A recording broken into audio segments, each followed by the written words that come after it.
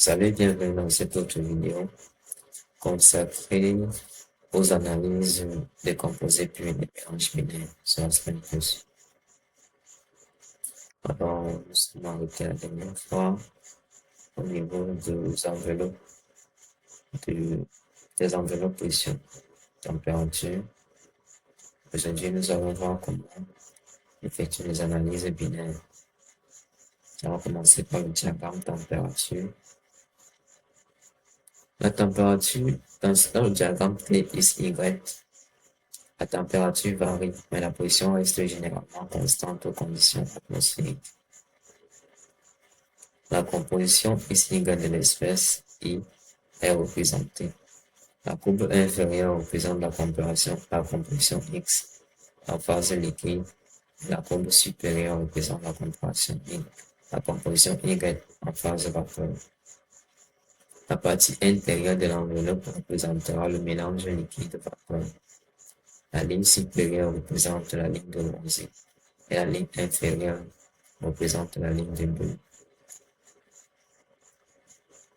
Donc, on va effectuer cet exemple pour mieux comprendre. Obtenir un diagramme TXY pour les deux systèmes suivants à une pression atmosphérique. Système éthane-pentane. Système orphénol. Utilisez la méthode idéale ainsi que la méthode UNIFAC pour les cas ci-dessus et comparer les résultats. Les phases valides sont vapeur, liquide. Donc, je vais utiliser la méthode idéale pour éthane-pentane. J'utilise également la méthode idéale pour orphénol. On va comparer. Ensuite, dans le même cas, je vais après modifier la méthode orphénol. Ce que vous devez comprendre ici, c'est que pour l'éthanol, pour l'éthane-pentane, les méthodes idéales fonctionneront puisque c'est le mélange est constitué comme, considéré comme un mélange idéal puisque ce sont les composés non polaires, donc il y a très peu d'interaction entre les deux. Par contre, pour le mélange au phénol, là, nous avons une solution réelle, entre guillemets. Et donc, on doit pas utiliser comme méthode thermodynamique les méthodes idéales. Ici, nous devons utiliser les méthodes basées sur le calcul des coefficients d'activité, comme les méthodes UNIFAC, NAT, et ainsi de suite. Donc, éthanol, pentane, orphénol. Je vais sur la semaine plus. Éthanol. Non, éthane, pardon. Pentane. Orphénol.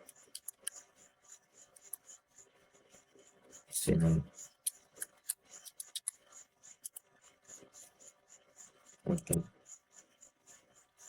Alors, je vais choisir idéal. Et là, je choisis UNIFAC.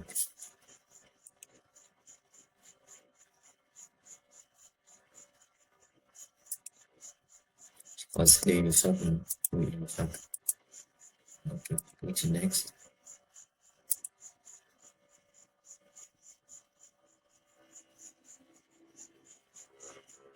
Les résultats sont disponibles. Et là, je vais cliquer sur Binary.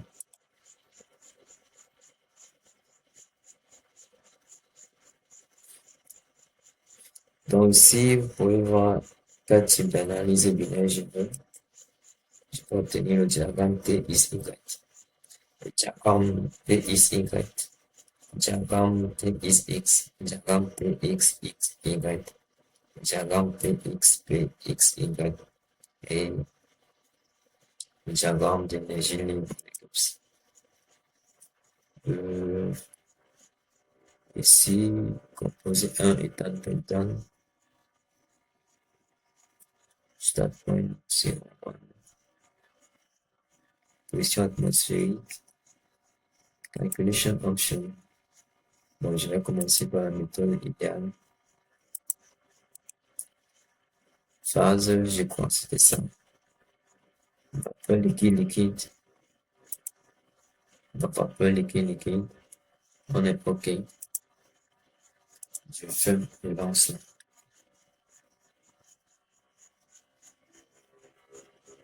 Donc, voici la courbe obtenue.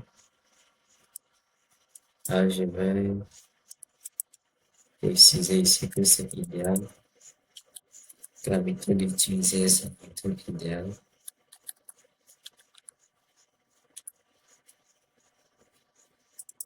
Pareillement.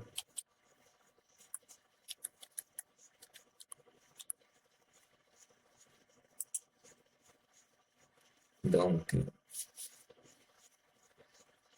là, tout à l'heure, on a dit que la ligne supérieure représente la ligne de rosée et la ligne inférieure représente la ligne de bleu.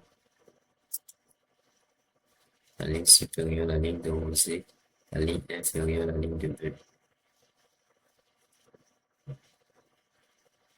Et là, c'est la composition molaire. Donc, je reviens ici. Et tout ce que je vais changer sur l'idéal.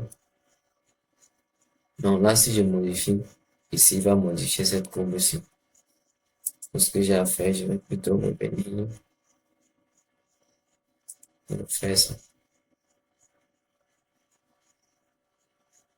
Là, j'ai fait n'importe quoi. Là, je vais plutôt modifier ici. Calculation option. Unisac. Et cette fois, je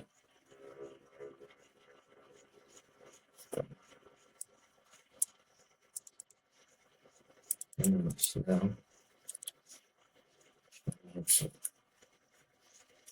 Unisac.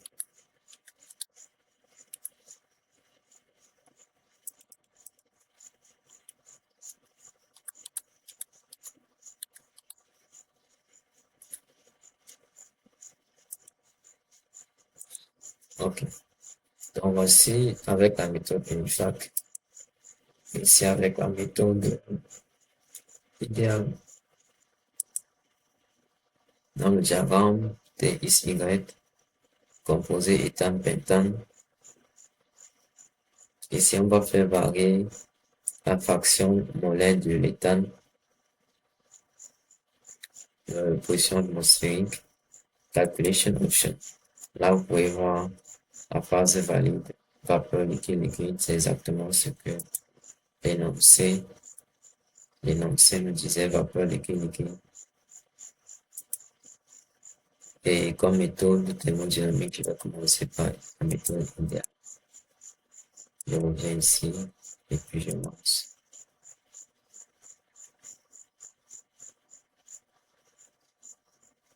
Ok.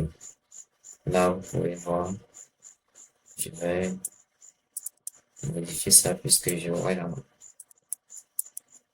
Là, je mets deux courbes, là, je vais mettre idéal.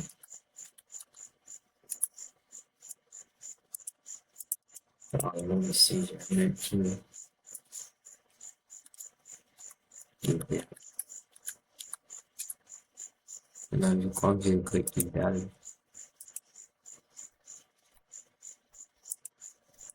Donc, ok.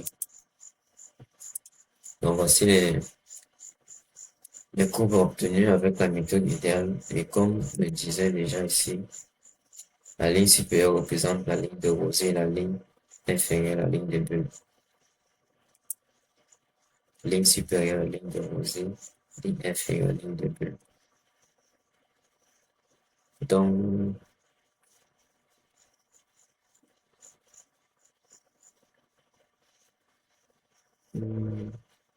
Donc, ici, vous avez la phase de vapeur. Ici, liquide plus vapeur. Ça, c'est liquide. Ici, ça a l'air en envers parce que le diagramme TX, c'est température, composition. Donc, si c'était plutôt le diagramme P, ici, Y, ça serait l'inverse. serait l'inverse de, donc on aurait plutôt ici la ligne de rosée et la ligne de bleu au-dessus. Je vais revenir ici. Là, je vais effectuer une autre analyse. Si je clique ici, c'est cette courbe qui sera modifiée comme je vous l'ai dit. Bon, on va faire un petit texte, un petit test. Si je reclique ici,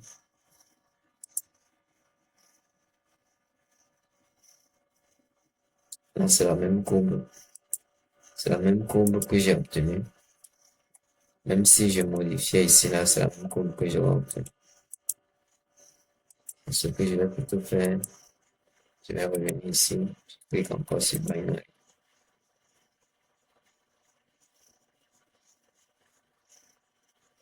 OK. Maintenant, cette fois, je vais à Calculation Option. Je vais choisir, je vais laisser à Unifac. Et là, je lance dans mon calcul.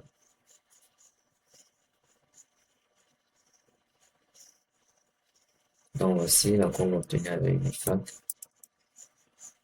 Je vais écrire ici Unifac.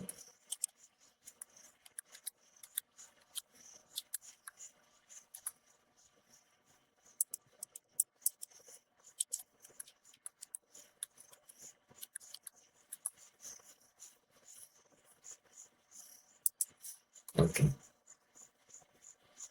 Je vais diminuer mes deux courbes. Là, vous pouvez voir que les courbes roses et légèrement violettes là correspondent aux courbes obtenues avec la méthode Unifac. Et les courbes vertes et bleues correspondent à celles obtenues avec la méthode idéale. Là, vous pouvez voir que, constater, attends, je vais diminuer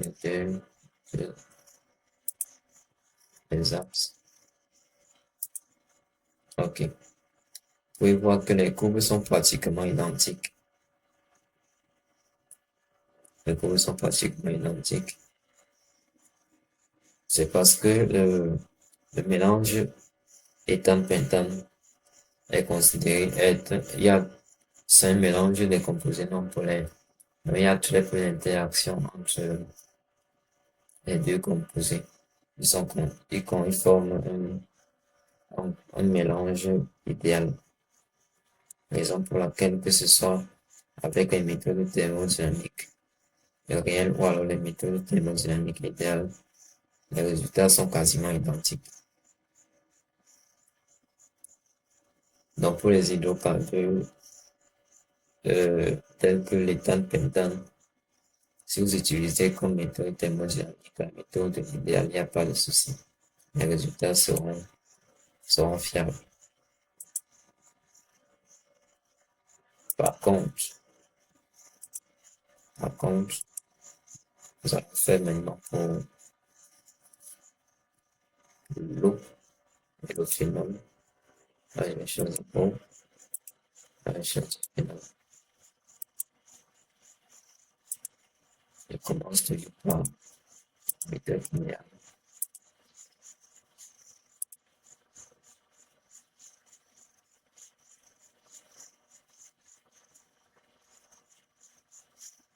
Donc, voici la courbe obtenue avec la méthode idéale.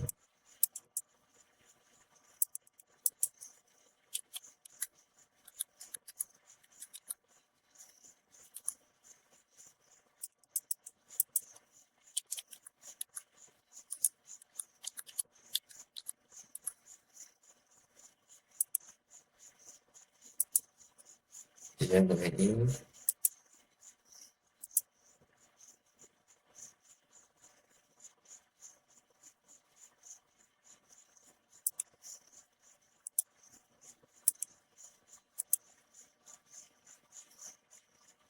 Calculation option. Je laisse à une fois.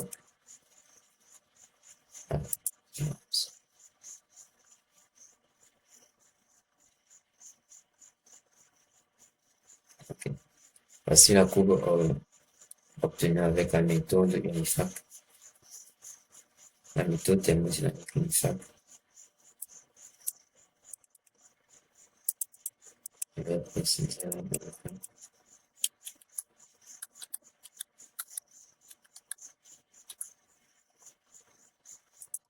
Également, si je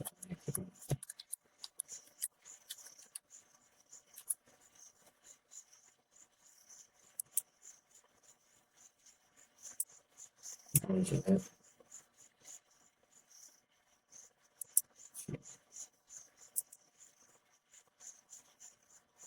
OK.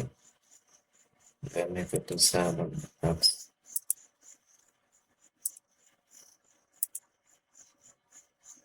Vous pouvez voir qu'ici, la différence est flagrante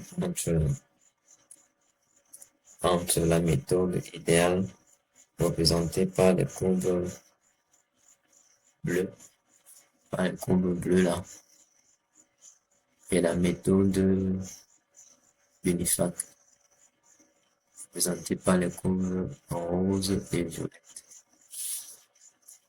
Ceci est normal puisque le mélange au phénol ne peut pas être considéré comme un mélange idéal. C'est une solution réelle. Et pour le calcul, et en plus d'être réel, c'est un mélange polaire. Au phénol, au alcool sont des mélanges très polaires. Donc, il faut utiliser les méthodes thermodynamiques basées sur le calcul des coefficients d'activité, comme la méthode Unifac, la méthode NaCl, la méthode Uniquark, ainsi de suite. Même si j'avais choisi Penn Robinson, les résultats ne seraient pas exacts, puisque Penn Robinson n'est valable que pour les mélanges très peu polaires, alors que le mélange au phénol, c'est un mélange très polaire.